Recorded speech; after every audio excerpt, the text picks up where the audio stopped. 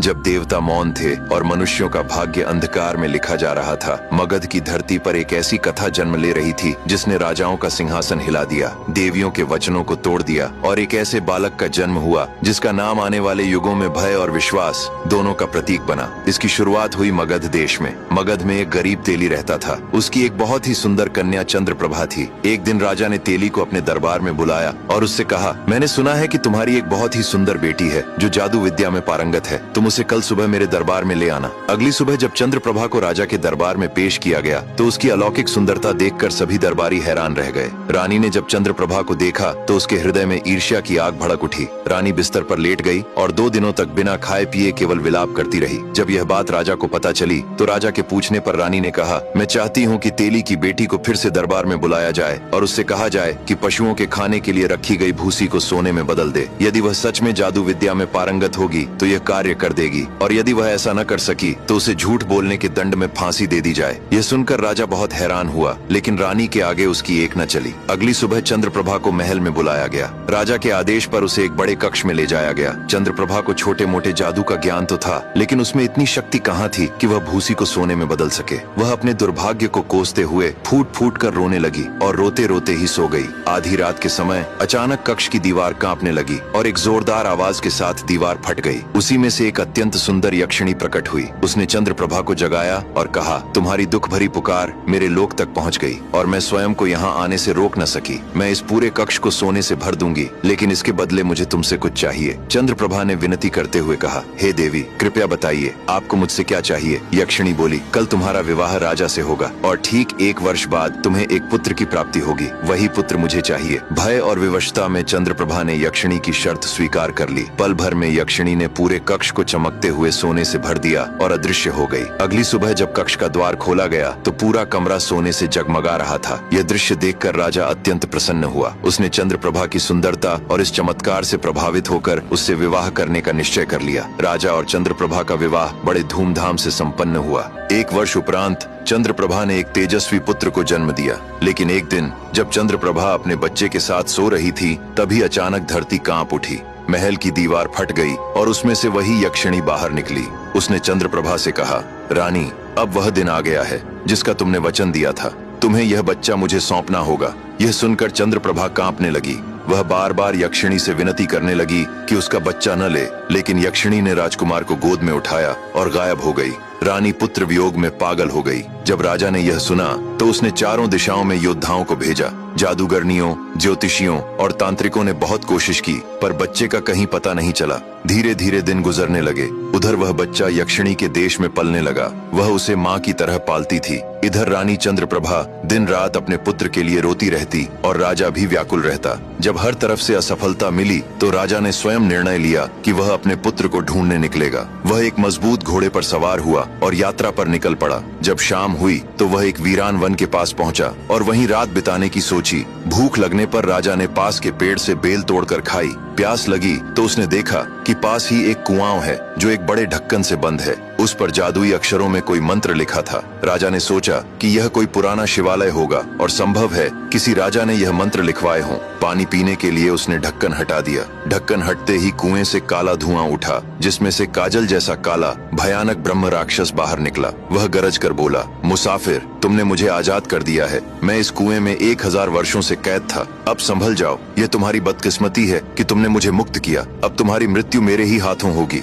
राजा यह सुनकर कांपने लगा। उसने कहा, महाराज, क्या ऐसा हो सकता है कि जिसने आपको मुक्त किया आप उसी की जान लें? राक्षस बोला, तुम सही कह रहे हो, लेकिन मेरी बात सुनो। जब मैं इस कुएं में कैद हुआ था तो दिन रात तड़पता था। मैंने सोचा था कि जो मुझे आजाद करेगा मैं उसे संसार की सारी सुख सुविधाएं दूंगा। 500 वर्ष बीत गए पर किसी ने मुझे मुक्त नहीं किया। फिर मैंने प्रतिज्ञा की कि जो मुझे आजाद करेगा मैं उसे दुनिया की सारी ताकत दूंगा, उसे सबसे अमीर बना दूंगा, एक विशाल सेना दूंगा जिसकी अगुवाई मैं स्वयं करूंगा और संसार के सभी राजाओं के सिर काटकर उसके चरणों में रख दूंगा। फिर भी 500 वर्ष और बीत गए, कोई नहीं आया। फिर कल मैंने कसम खाई कि जो भी मुझे आजाद करेगा मैं उसी की गर्दन अपने हाथों से काटूंगा और उसका खून पीऊंगा। और आज तुमने मुझे आजाद कर दिया है। आज मैं तेरा गला काटूंगा और तेरा खून पीऊंगा। राजा ने विनती करते हुए कहा, महाराज, आप सर्वज्ञानी और महाशक्तिशाली हैं। यदि आप मुझे मारना ही चाहते हैं तो कोई भी मुझे बचा नहीं सकता, परंतु मरने वाले की एक अंतिम इच्छा होती है, क्या आप उसे पूरा करेंगे? ब्रह्म राक्षस बोला, बता तेरी अंतिम इच्छा क्या है? राजा ने कहा, स्वामी, मैं मरने से पहले यह जानना चाहता हूँ कि आप इस कुएं में कैसे कैद हुए। ब्रह्म राक्षस ने कहा, यदि तेरी अंतिम इच्छा यही जानने की है तो सुन। मैं एक महान राजा था। मेरा नाम सुनते ही शत्रुओं की छाती कांप उठती थी। धरती से लेकर आकाश तक मेरा ही राज्य था, लेकिन मुझसे एक ऐसी भूल हो गई जो मुझे कभी नहीं करनी चाहिए थी। किसी भी युद्ध को करने से पहले मैं युद्ध के देवता को बलि चढ़ाता था और फिर आगे बढ़ता था। एक बार मैंने अपने उत्तर में बसे कंधार देश पर हमला करने की सोची और अपने साथियों समेत युद्ध पर निकल पड़ा। शत्रु को हराकर लूटपाट की और सारा धन लेकर समुद्री रास्ते से वापस लौटा। समुद्र में एक दिन की यात्रा पूरी हुई। दूसरे दिन अचानक भयंकर तूफान आ गया। जहाज को आगे बढ़ाना मानो मृत्यु को बुलाना था, इसलिए मेरे सभी सैनिक समुद्र किनारे रुक गए और वहीं रात बिताने की व्यवस्था की गई। परंतु उस रात के बाद जब भोर हुई तो मैं अपने घोड़े पर सवार होकर ब्रह्म मुहूर्त में शिकार के लिए अकेला निकल पड़ा। एक जंगली सुअर का पीछा करते करते मैं बहुत दूर निकल गया। थककर एक सरोवर पर पहुंचा, वहां पानी पिया और उसी के किनारे एक वृक्ष के पास बैठ गया। थोड़ी ही देर बीती थी कि एक अत्यंत सुंदर कन्या वहां स्नान करने आई। वह किसी अप्सरा से कम नहीं थी। उसने अपने वस्त्र उतार दिए और नग्न होकर स्नान करने लगी। दुर्भाग्यवश उसकी सुंदरता देखकर मैं उन्मत्त हो गया और मैंने उसे पकड़ लिया। वह स्त्री पराये पुरुष को देखकर भय से कांपने लगी। तभी वह क्रोध से भर उठी। उसने गुस्से में कहा, नीच पापी, तूने आज स्वयं अपनी मृत्यु को पकड़ लिया है। इतना कहकर उसने जोर से 3 बार धरती पर पैर पटका और ऊंचे स्वर में बोली, हे पाताल के रक्षक, तुरंत प्रकट हो। अचानक धरती फट गई और उसमें से 2 महाभयानक दानव निकले। उनके काले शरीर, जलती आंखें और विशाल दांत देखकर मेरे प्राण सूख गए। पलक झपकते ही वे मुझे और उस कन्या को उठाकर अपने लोक ले गए। वह कन्या कोई साधारण स्त्री नहीं थी। वह पाताल लोक के राजा नागेश्वर की पुत्री थी, जिसका नाम राजकुमारी मृगनयना था। राजकुमारी ने रोते हुए अपने पिता को सारी घटना सुना दी। राजा गरज कर बोले, तू मनुष्य होकर राक्षसों जैसा आचरण करता है, इसीलिए आज से तू मनुष्य नहीं रहेगा। इतना कहकर उन्होंने भयानक मंत्रों का उच्चारण किया। एक ही क्षण में मेरा शरीर विकृत हो गया और मैं ब्रह्म राक्षस बन गया। फिर थोड़ी ही देर में उनके सैनिक मुझे इस धरती पर पटक कर लौट गए। राक्षसी देह में जब मैं अपने सैनिकों के पास पहुंचा तो भय से वे मुझ पर टूट पड़े, पर अब भूख और क्रोध मुझ पर सवार था। मैंने एक एक कर सभी को मार डाला और खा गया। उसी दिन से मैं इस जंगल में भटकता रहा।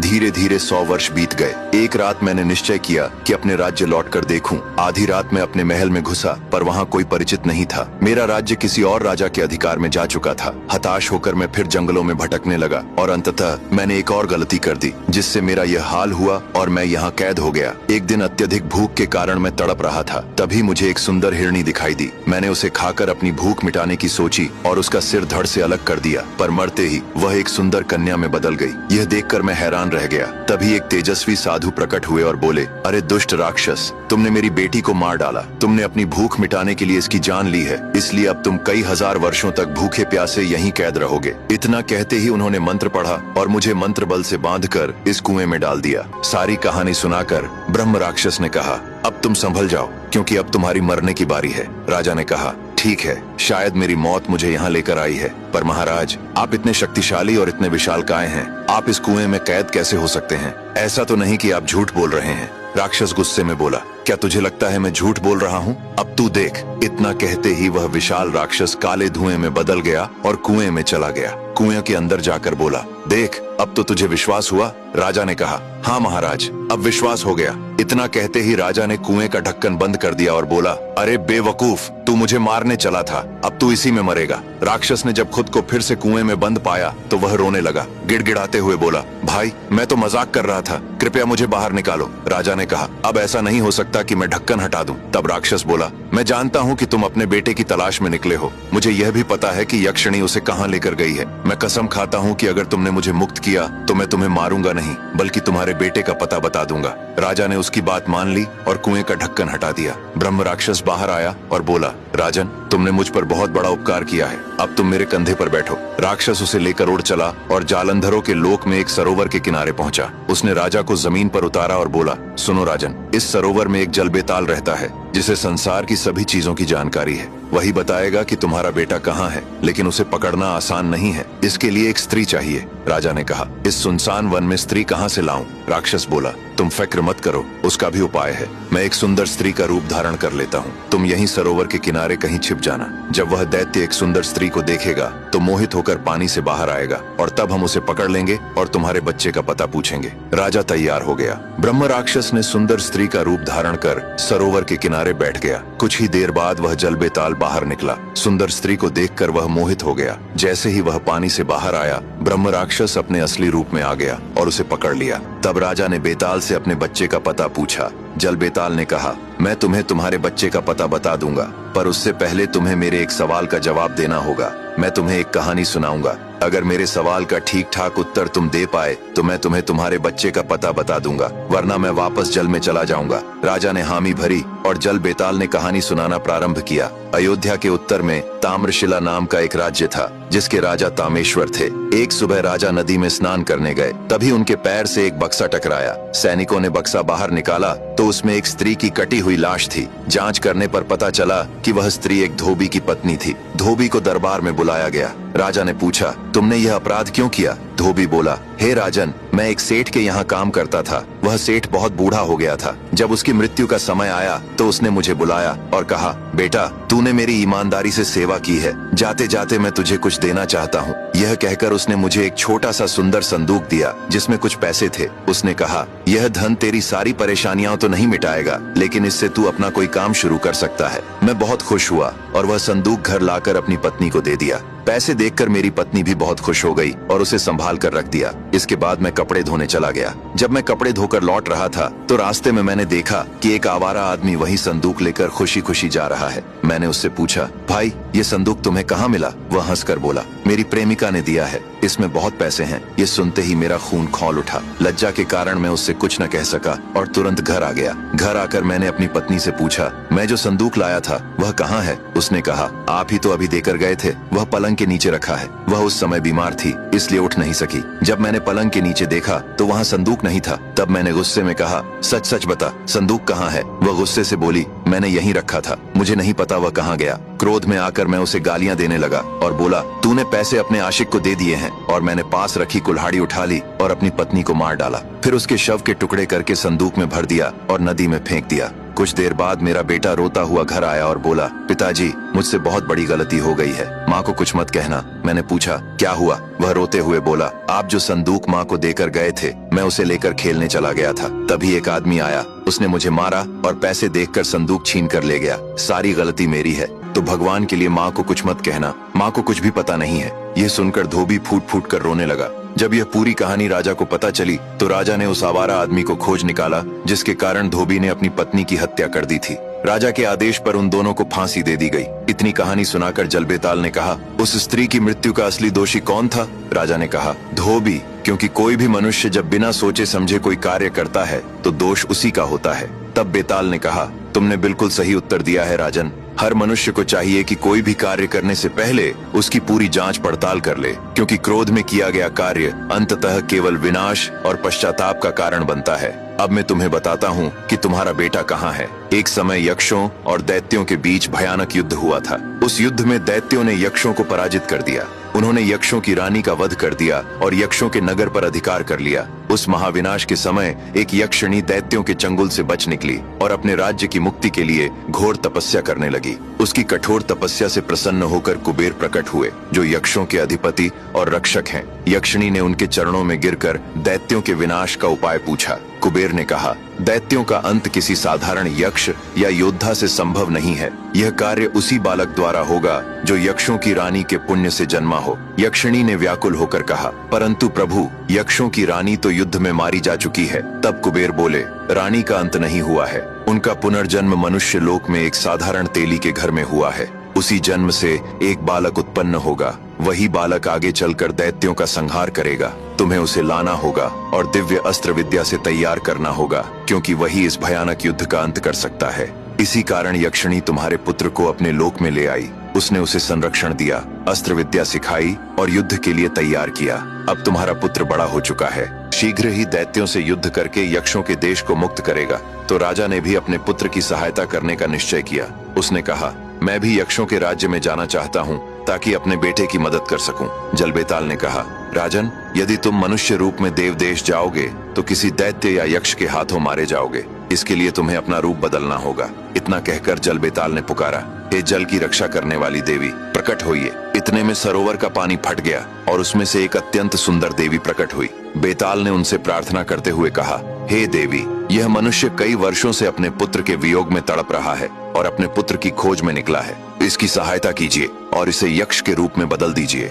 देवी ने अपनी शक्ति से जल अमृत निकाला और राजा को देते हुए कहा, इसकी कुछ बूंदें पी लो, फिर जिस रूप को धारण करना चाहते हो उसका नाम लो, तुम उसी रूप में परिवर्तित हो जाओगे। राजा ने देवी से जल अमृत लिया और उन्हें धन्यवाद दिया। देवी अंतर्ध्यान हो गईं। इसके बाद राजा ने जल अमृत की कुछ बूंदें पी और यक्ष का रूप धारण कर लिया। फिर जल बेताल ने यक्ष रूपी राजा से कहा, सुनो राजन, अब तुम्हें यक्षों के देश में प्रवेश करने के लिए उस झरने के पास जाना होगा जो सीधे स्वर्ग से गिरता है। वहाँ कुछ यक्षिणियां पानी भरने आती हैं। तुम वहीं किसी गुफा में छिपे रहना और जब वे सभी आए तो रूप बदलकर उनके बीच शामिल हो जाना। इस प्रकार तुम उनके साथ उनके देश में पहुंच जाओगे और वह झरना यहाँ से पश्चिम दिशा में स्थित जलगिरी पर्वत की 7वीं चोटी पर है। इतना कहकर बेताल ने कहा, राजन, अब मुझे आज्ञा दीजिए कि मैं चलूं। राजा ने उसकी सहायता के लिए जल बेताल को हृदय से धन्यवाद दिया और जल बेताल फिर वापस सरोवर में चला गया। अब ब्रह्म राक्षस ने राजा से कहा, राजन, आप मेरी पीठ पर बैठिए, मैं आपको जलगिरी पर्वत पर कुछ ही क्षणों में पहुंचा दूंगा। राजा फिर से ब्रह्म राक्षस की पीठ पर सवार हुआ और ब्रह्म राक्षस उसे लेकर आकाश में उड़ चला। यक्ष के रूप में राजा ब्रह्म राक्षस के साथ उस झरने पर पहुंचा जहां यक्षिणियां पानी भरने आती थीं। ब्रह्म राक्षस ने राजा को जमीन पर उतारा और बोला, राजन, अब इसके आगे का रास्ता आपको स्वयं तय करना पड़ेगा। इससे आगे मुझे जाने की अनुमति नहीं है। अब मुझे आज्ञा दीजिए। राजा ने उसे दिल से धन्यवाद देकर विदा किया और स्वयं एक गुफा में छिप गया। जब यक्षिणियां पानी भरने आईं, तब यक्ष रूपी राजा यक्षिणियों का रूप धारण कर उनके साथ मिल गया और उनके साथ साथ उनके लोक में प्रवेश कर गया। वहाँ वह एक यक्ष सरदार के यहाँ काम करने लगा। धीरे धीरे वह समय आ गया जब राजा के बेटे ने दैत्यों से युद्ध करने की योजना बनाई। उसने सभी अच्छे योद्धाओं को एकत्र किया और सबको युद्ध की योजना बताने लगा। उसी भीड़ में राजा भी यक्ष के रूप में उपस्थित था। ये पहली बार था जब राजा अपने बेटे को बड़ा होने के बाद देख रहा था। राजकुमार देवता की तरह लग रहा था। सभी ने उसके निर्णय को स्वीकार किया और यह तय हुआ कि वे रात में दैत्यों पर हमला करेंगे। रात होते ही सभी ने दैत्यों पर आक्रमण कर दिया। कई दिनों तक लगातार युद्ध होता रहा। राजा ने भी अपने बेटे का साथ दिया। राजकुमार बहादुरी से लड़ा और दैत्यों के सरदार का सिर काट दिया। सभी दैत्य मारे गए और कुछ डर कर भाग गए।